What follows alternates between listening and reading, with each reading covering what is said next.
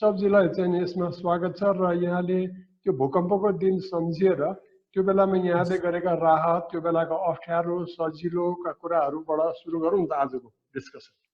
हस् सर, प्रथम त धन्यवाद सरलाई हामीलाई यो जुन आजको जुन वैशाख 12 गतेको यो कालो दिन भनेर जसरी भन्छ हामीले, यो दिनलाई चाहिँ हजुरहरूले यस्तो खालको अवसर एउटा जुटाइदिनु भयो।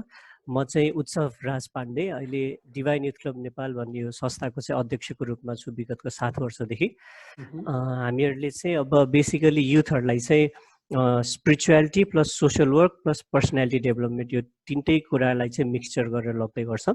यो चाहिँ शनिबारको दिनमा चाहिँ हामीहरूको रेगुलर यो स्पिरिचुअल सेसन्सहरू हुन्छ यता। अनि यो भक्तपुरमा हामीहरूको यो राधे राधे जुन यो मेन सेन्टर छ त्यसमा चाहिँ त्यही प्रोग्राम हुँदा हुँदैन अचानक भूकम्प आएको थियो। त्यसपछि त्यहाँको हामीहरूको काठमाडौँ भक्तपुर यो भ्यालीको ग्रुप चाहिँ मिलेर उहाँहरू चाहिँ यो नजिकै भक्तपुरमा अलिकति त्यो सबै धुवाहरू उडेको जस्तो सबै त्यो रबल्सहरूको एकदम आवाजहरू आइरहेको थियो, चिच्चाहटहरू। उनको 1 घन्टाभित्रमै हामीहरूले धेरै ठाउँमा लासहरू पनि निकाल्यौँ, कति ठाउँमा मान्छेहरूलाई भर्याङबाट ओह्राल्यौँ।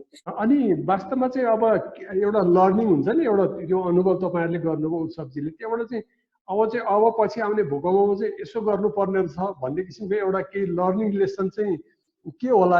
छोटकरीमा 1-2 शब्दमा चाहिँ भनिदिनुहोस् न। त्यही त, अब यस्तै खालको विभिन्न प्राकृतिक प्रकोपहरू त हामीहरूले अहिले पनि रिसेन्टली फेसहरू गरिराखेका छौँ होइन।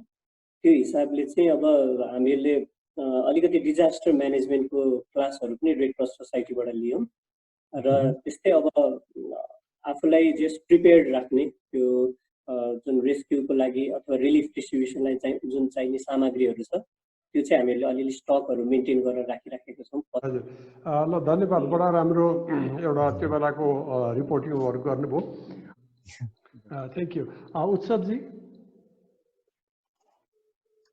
हजुर सर, त्यही त विशेषतः त हाम्रो सुरेश सरको पहलमा जुन अहिले यो अवसर जुटाइदिनु भयो, यो अवसरको लागि विशेष धन्यवाद ज्ञापन गर्न चाहन्छु। र अब अहिले चाहिँ हामीहरूले त्यही त यो कोभिडको प्रोग्राम्सहरूको र यो कोभिडको जुन अहिले कुराहरू भइरहेछ त्यसले गर्दाखेरि भूकम्पको चाहिँ हरेक वर्ष एकछिन त्यो फ्ल्यासब्याकहरू सम्झिने अनि थोरै एउटा मेमोरी मात्रै सेयर गर्ने मात्र गर्ने गरेका छौँ। तर त्यो बाहेक पनि अझ हामीहरूले जुन अब नेपाल यति अर्थक्वेक प्रोन कन्ट्री छ त्यो हिसाबले चाहिँ हामीहरूले यसको प्रिपेयर्डनेसलाई धेरै कुरा गर्नुपर्ने रहेछ भनेर राम्रो इन्फर्मेसनहरू एकदम थाहा भयो। र जुन अब इन्जिनियरिङ लेभलमा पनि धेरै नयाँ नयाँ इन्फर्मेसनहरू त्यो ज्ञानहरू यो मिटिङबाट थाहा भयो। र हामीहरू अब भविष्यमा यो अर्थक्वेक रिलेटेड अब जस्तै आजको यो भिडियो कन्फरेन्सिङहरू पनि अब हामीहरूले अलिअलि मिडियाहरूमा ब्रोडकास्टहरू गरेर चाहिँ मान्छेहरूलाई गर्नुपर्ने रहेछ, अर्थक्वेकको पनि कुरा गर्नुपर्ने रहेछ भन्ने खालको मेसेज पनि दिन चाहन्छौँ।